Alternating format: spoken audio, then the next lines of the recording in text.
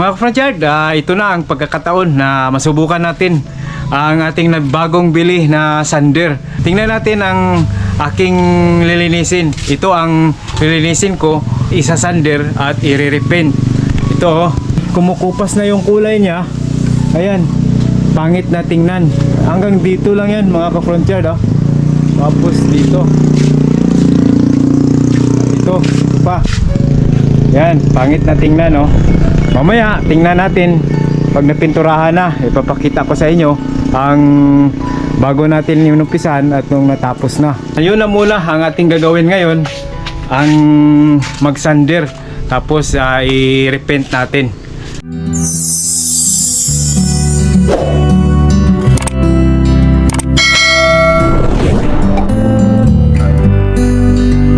Natin ang susubukan mga ka-Frontyard, ang bago nating bili. Ito na. Kita natin ngayon kung gaano siya ka gandang gamitin, yan o.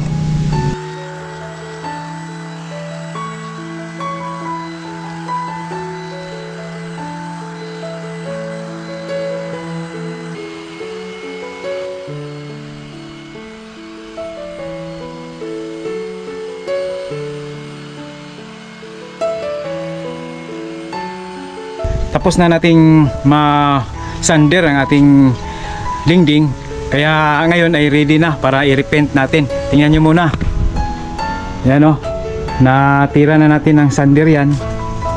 Yan, nawala na yung mga lama-lama, yung lama ng tubig ba, yung natuyo. Yan o, maganda na ang pagka-sander nya.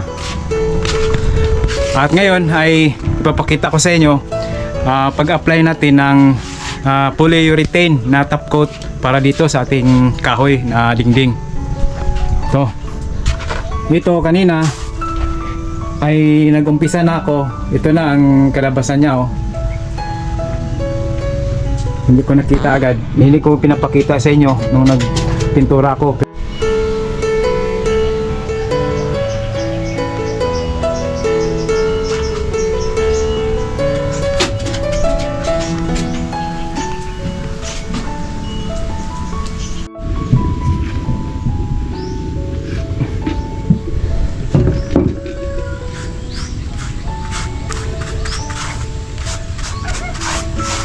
Second coat na to mga ka-Frontyard, kintab na.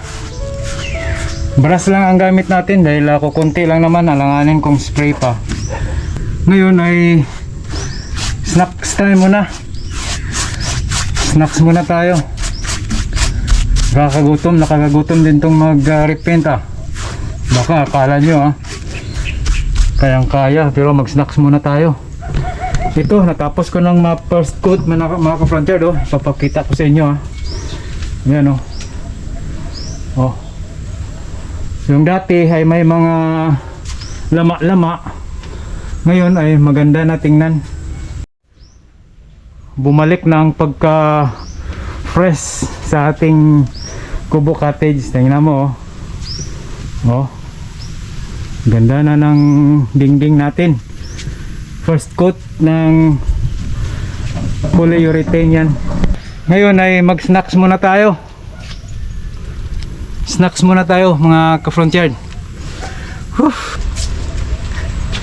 Ito yung snacks natin tundan. Yung pinayag ko doon sa likod ng bahay namin, ito na yon, hinog na. Ngayon ay ito na ang dinala ko para pang snacks. Masarap ang tundan pang snacks mga ka-Frontyard.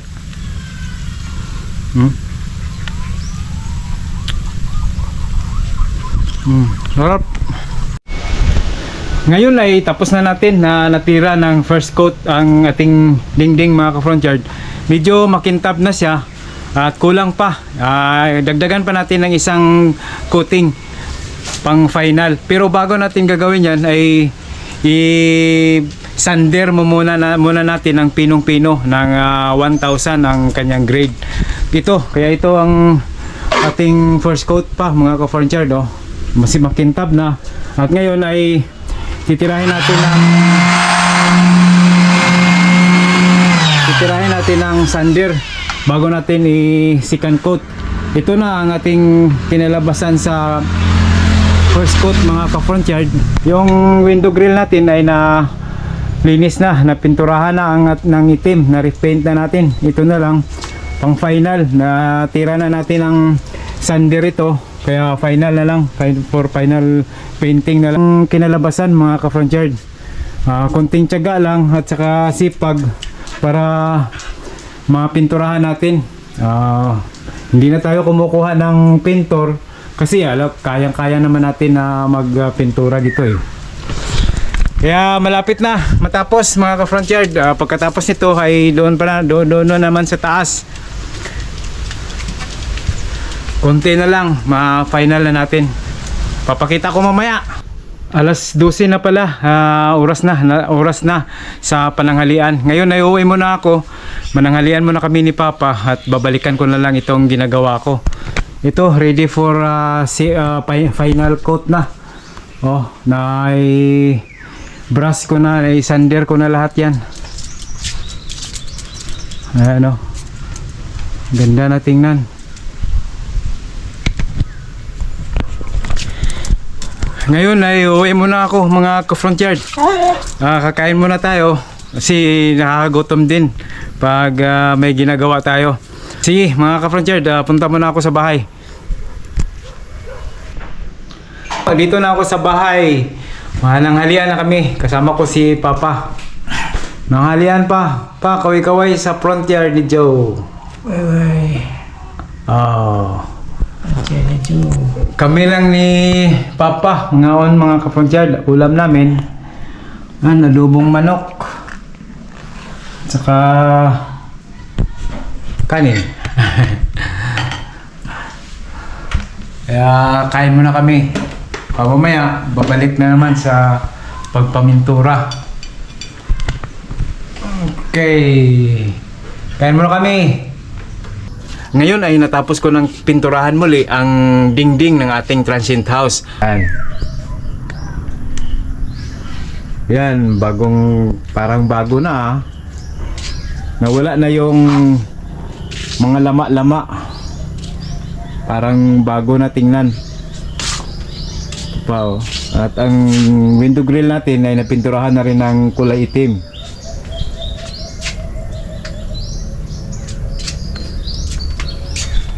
Dito naman, ito na ang makikita mo.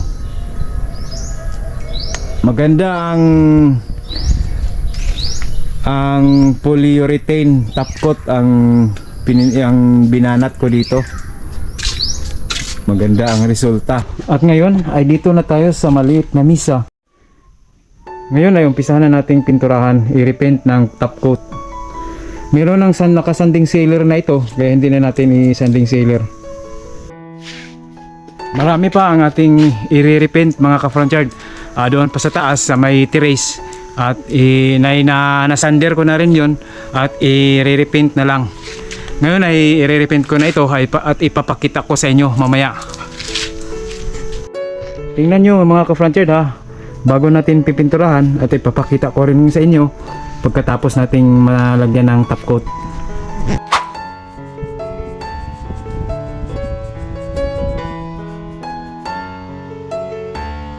Ngayon mga ka-front yard ay natapos ko na rin ang aking pagre-repaint dito sa aming misa, aming upuan, sa tulong ni Sander.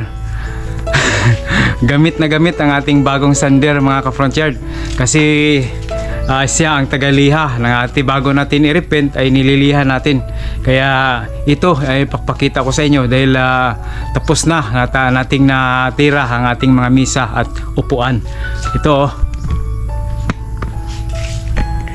ito na yung kanina na medyo mapusyaw na, wala na, nag-fade na ang kulay niya, ay ngayon ay maganda na uli. At ito naman ang ating misa. Ayan ayan ang ating misa, maliliit na misa, may upuan din tayo. Ayan Sulit na sulit talaga ang ating pagbili ng sander mga ka-frontyard dahil nakakatulong sa atin sa ating mga maintenance dito sa ating transient house. Dahan-dahan lang, sinamahan ko pa ng sipag at tiyaga. Ito'y nagbabagong mukha ang ating transient house. At ang ating mga dingding ay gumanda. Bumalik sa dati niyang ganda mga ka-frontyard. Ito ang ating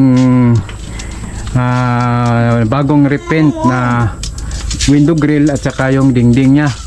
Ayan mga ka-frontyard, oh. Bagong bago. Kitang kita ang ganda, ang sulit ng ating pagbili ng sander mga ka-frontyard dahil nagagawa lang natin na tayo lang. Sinamahan natin ng sipag at tiyaga. Ang ating transient house ay naging maganda, nagiging maganda ang mukha, nag-iba ang mukha niya, di ba? Ito ang aking pinapaupahang transient house dito sa Luok, Panggangan Island, Calapi, Bohol. 2 taon na ang lumilipas, ang matingkad niyang kulay ay kumukupas. At sa puntong ito, sa tulong ng bago kong nabiling gamit, sinamahan ko pa ng sipag at tiyaga, ang bahay na dating kupas ang kulay ay binigyan ko ng buhay. Mula dito sa isla ng Panggangan sa lungsod ng Calapi, Bohol, magandang araw at ito ang front yard ni Joe. Angko, di maglangas. Uno. Dos. Samok.